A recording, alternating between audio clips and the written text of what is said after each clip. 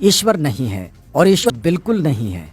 जिसने ईश्वर को रचा वो बेवकूफ है, जो ईश्वर का प्रचार करता है वो दुष्ट है और जो ईश्वर की पूजा करता है वो बर्बर है।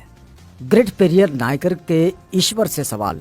पहला सवाल, क्या तुम कायर हो जो हमेशा छिपे रहते हो, कभी किसी के सामने नहीं आते? दूसरा सवाल, क्या तुम खुशामद परस्त हो जो लोगों से दिन रात पूजा अर्चना करवाते हो? तीसरा सवाल, क्या तुम हमेशा भूखे रहते हो जो लोगों से मिठाई, दूध, घी आदि लेते रहते हो? चौथा सवाल, क्या तुम मांसाहारी हो जो लोगों से निर्बल पशुओं के बलि मांगते हो? पांचवा सवाल, क्या तुम सोने के व्यापारी हो जो मंदिरों में लाखों टन सोना दबाए बैठे हो? छठा सवाल, क्या तुम व्यभिचारी हो जो मंदिरों में देवदासियां रखते हो? सातवां सवाल, क्या तुम कमजोर हो जो हर रोज होने वाले बलात्कारों को नहीं रोक पाते? आठवां सवाल, क्या तुम मूर्ख हो जो विश्व के देशों में गरीबी, भूखमरी होते हुए भी अरबों रुपयों का अन्न, दूध, घी, तेल बिना खाए ही नदी नालों में बहा देते हो?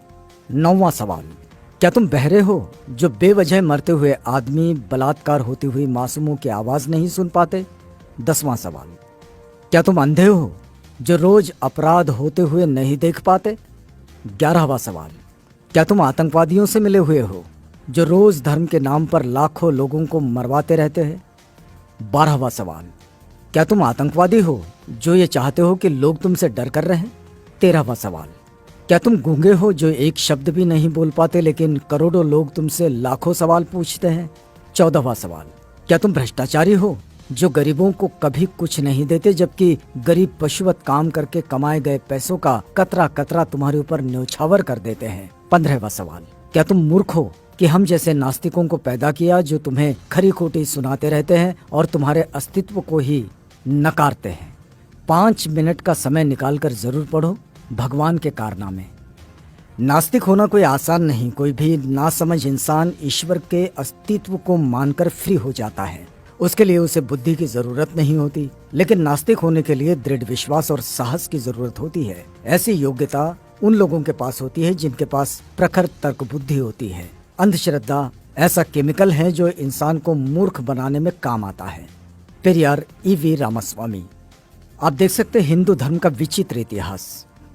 पेरियार लिखते हैं, मंदोदरी मेंढकी से पैदा हुई थी, श्रृंगी ऋषि हिरनी से पैदा हुए थे, सीता मटकी से पैदा हुई थी, गणेश अपनी मां के मैल से पैदा हुए थे, हनुमान के पिता पवन कान से पैदा हुए थे, हनुमान का पुत्र मकरध्वज था जो मछली के मुख से पैदा हुआ था, मनु सूर्य के पुत्र थे, उनको छींक आने पर एक लड़का नाक से पैदा हुआ था, राजा दशरथ की 3 रानियों के 4 पुत्र जो फलों की खीर खाने से पैदा हुए थे, सूर्य कर्ण का पिता था।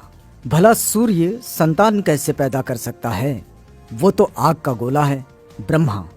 ब्रह्मा ने तो 4 वर्ण यहाँ वहां से निकाले, हद है। अछूत का बनाया हुआ चमड़े का ढोल मंदिर में बजाने से मंदिर अपवित्र नहीं होता। अछूत मंदिर में चला जाए तो मंदिर अपवित्र हो जाता है। उन्हें इस बात से कोई मतलब नहीं कि ढोल किस जानवर की चमड़ी से बना है। उनके लिए मरे हुए जानवर की चमड़ी पवित्र है पर जिंदा अछूत अपवित्र। लानत है ऐसे धर्म पर। बुद्धिजीवी प्रकाश डालें, दिमाग की बत्ती जलाओ, अंधविश्वास भगाओ। यदि पूजा पाठ करने से ही बुद्धि और शिक्षा आती तो पंडों की औलादें ही विश्व में वैज्ञानिक, डॉक्टर, इंजीनियर होते। वहम से बचो, अपने बच्चों को उच्च शिक्षा दिलवाओ, क्योंकि शिक्षा से ही वैज्ञानिक, डॉक्टर, इंजीनियर और शासक बनते हैं, पूजा पाठ से नहीं। अतः वहम का कोई इलाज नहीं है और शिक्षा का कोई जवाब नहीं है।